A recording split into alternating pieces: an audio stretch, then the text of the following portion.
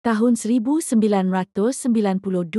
bumi Bosnia yang indah mula berubah menjadi neraka dunia. Negara kecil di Eropah Tenggara itu baru sahaja merdeka selepas kejatuhan Yugoslavia. Namun kemerdekaan itu tidak diterima oleh jiran terbesarnya Serbia. Serbia melihat Bosnia bukan sekadar tanah, tetapi wilayah yang harus menjadi sebahagian daripada cita-cita mereka membina sebuah negara baru yang dinamakan Greater Serbia. Di Bosnia, hidup tiga kaum utama, Muslim Bosnia, Serb Ortodoks dan Kroat Katolik. Selama puluhan tahun mereka hidup bersama, berkongsi sekolah, masjid, gereja dan pasar. Tapi bila politik dan kuasa mula masuk, semuanya berubah. Kebencian disemai perlahan-lahan. Propaganda menyebut orang Islam Bosnia musuh kepada bangsa Serb. Dalam sekelip mata, jiran menjadi musuh, kawan menjadi pembunuh. Tentera Serbia mula bergerak masuk ke Bosnia dengan kereta kebal dan senjata berat. Mereka kata mahu melindungi orang Serb, tapi hakikatnya mereka menyerang kampung-kampung Muslim yang tak bersenjata. Kota Sarajevo yang dulu tenang mula dikepung dari bukit-bukit sekeliling. Peluru mortar jatuh setiap hari, masjid terbakar. Anak kecil menangis mencari ibu bapa. Dunia pada masa itu hanya memerhati pertubuhan bangsa-bangsa bersatu lambat bertindak. Sedangkan setiap hari nyawa terkorban. Bosnia yang baru merdeka berjuang sendiri mempertahankan maruah, agama dan tanah air. Dan dari sinilah bermula perang berdarah antara Bosnia dan Serbia. Perang yang bukan sekadar soal politik, tapi soal identiti dan kepercayaan. Bila Bosnia merdeka pada tahun 1992, dunia fikir segalanya akan tenang. Tapi siapa sangka di dalam satu negara yang sama, tiga bangsa mula berperang sesama sendiri.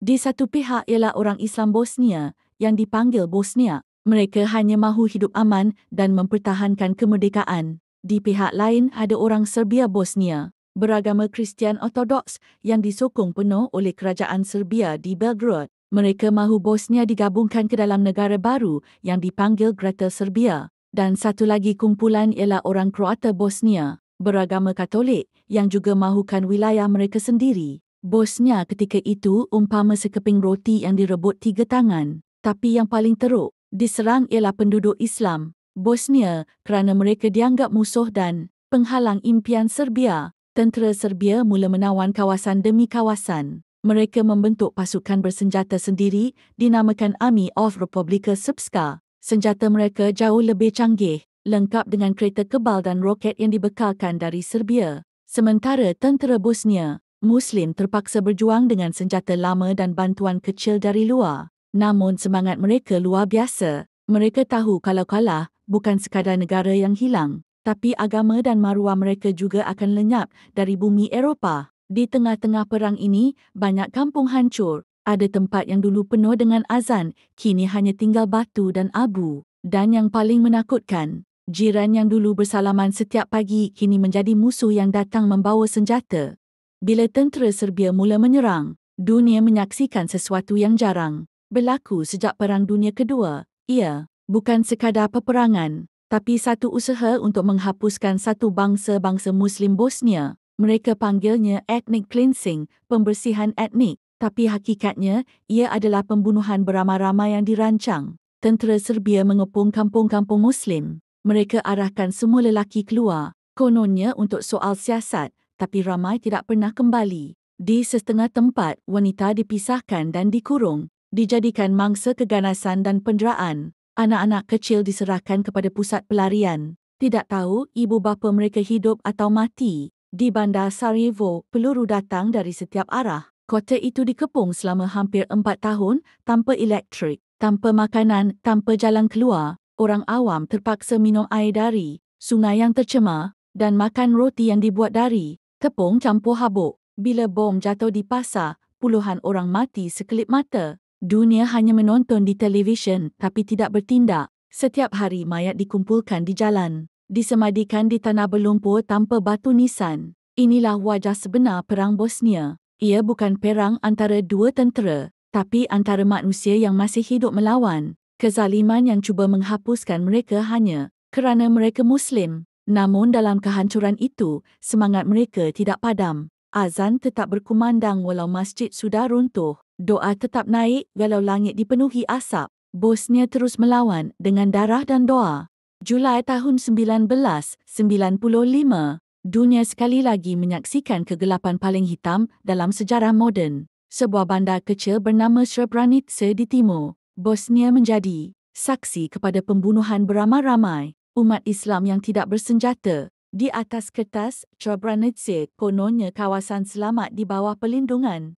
Pertubuhan Bangsa-Bangsa Bersatu. Ribuan lelaki, wanita dan kanak-kanak Islam berlindung di sana dengan harapan mereka selamat daripada tentera Serbia. Tapi pada 11 Julai tahun 1995, pasukan tentera Serbia yang diketuai Jeneral Ratko Mladic mengepung bandar itu. Mereka masuk tanpa tentangan besar kerana tentera Pertubuhan Bangsa-Bangsa Bersatu tidak berbuat apa-apa. Mladic memberi jaminan kononnya semua orang akan dilindungi, tapi semuanya dusta. Dalam masa beberapa jam, lelaki dan budak lelaki Islam dipisahkan dari wanita. Mereka dibawa ke hutan, ke gudang, ke sekolah yang dijadikan tempat tahanan, lalu ditembak beramai-ramai satu demi satu. Lebih 8,000 orang dibunuh kejam hanya kerana mereka beragama Islam.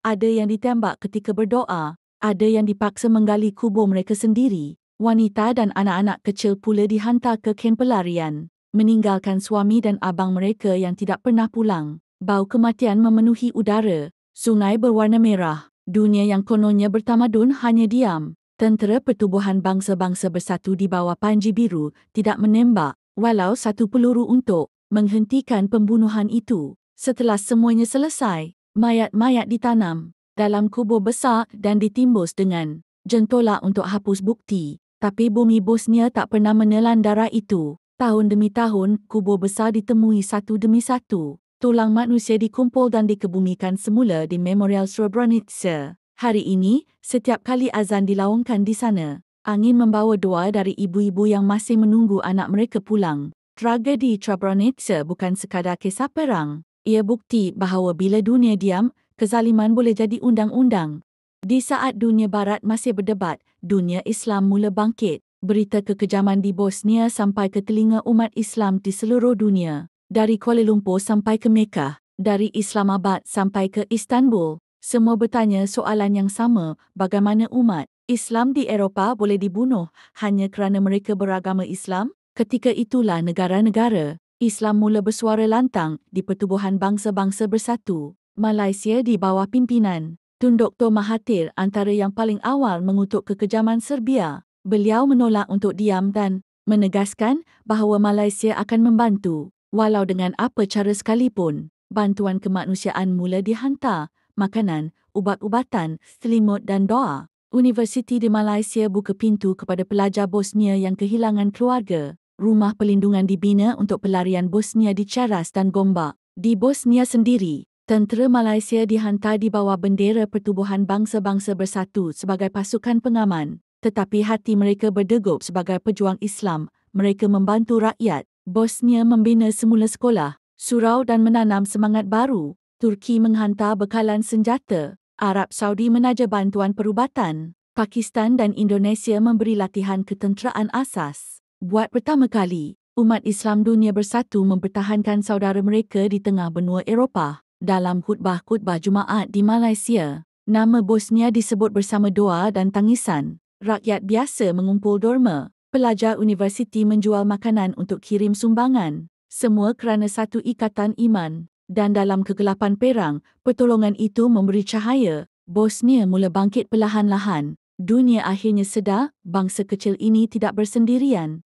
Selepas 3 tahun penuh darah dan air mata, dunia akhirnya mula membuka mata. Gambar mayat berlonggok, anak kecil menangis di runtuhan. Wanita Bosnia menjerit memanggil nama suami yang tak pernah pulang semuanya. Memenuhi siaran berita dunia, tekanan antarabangsa semakin kuat terhadap Serbia. NATO akhirnya campur tangan. Jet pejuang mereka terbang rendah di langit Bosnia, menghentam kubu tentera Serbia satu demi satu. Dunia mula sedar, jika tiada tindakan, seluruh bangsa Muslim Bosnia akan lenyap. Di tengah kemusnahan, pemimpin Bosnia Leja Izetbegovic tetap berdiri teguh. Dengan pakaian lusuh dan suara tenang, beliau berucap di Pertubuhan Bangsa-Bangsa Bersatu bahawa Bosnia tidak mahu balas dendam. Mereka hanya mahu hidup bebas dan aman. Akhirnya, pada Disember 1995, Satu perjanjian ditandatangani di sebuah pangkalan tentera Amerika di Bandar Datan, Ohio, namanya Perjanjian Datan. Perang Bosnia pun tamat secara rasmi, tapi harga yang dibayar amat mahal, lebih 100,000 nyawa terkorban, 2 juta rakyat kehilangan rumah, ribuan wanita kehilangan maruah dan keluarga. Bosnia kekal sebagai sebuah negara, tetapi dibahagikan kepada dua wilayah utama, Federation of Bosnia and Herzegovina untuk Muslim dan Kroat, serta Republika Srpska untuk etnik Serb. Bosnia menang secara moral, tapi luka mereka kekal terbuka. Bandar Sarajevo yang hancur mula dibina semula batu demi batu. Masjid yang runtuh dibangunkan kembali dengan sumbangan dunia Islam, namun setiap kali azan berkumandang rakyat Bosnia akan berhenti seketika, mengingat semula bahawa kebebasan mereka bukan datang dari rundingan meja, tapi dari darah dan doa yang tumpah di tanah sendiri. Perang Bosnia mungkin sudah lama berakhir, tapi parutnya kekal di hati dunia Islam. Bosnia bukan sekadar kisah peperangan, tapi kisah bagaimana satu bangsa kecil mempertahankan maruah dan akidah mereka di tengah dunia yang berpaling muka. Di saat peluru menghujani langit Sarajevo, di saat wanita dan anak-anak bersembunyi di bawah runtuhan masjid, mereka masih bersuara dengan satu kalimat yang sama, La ilaha illallah. Itulah kekuatan sebenar Bosnia. Mereka tidak menang kerana senjata, tapi kerana keyakinan bahawa Allah tidak akan biarkan kezaliman kekal selamanya. Dari puing kehancuran, Bosnia bangkit semula. Masjid yang pernah runtuh kini berdiri megah. Anak-anak yang dulu yatim kini menjadi pemimpin. Negara kecil itu kini menjadi simbol harapan buat umat Islam di seluruh dunia bahawa walau kecil, kalau beriman dan bersatu, kita mampu bertahan melawan kekejaman apapun. Dunia Islam belajar sesuatu dari Bosnia.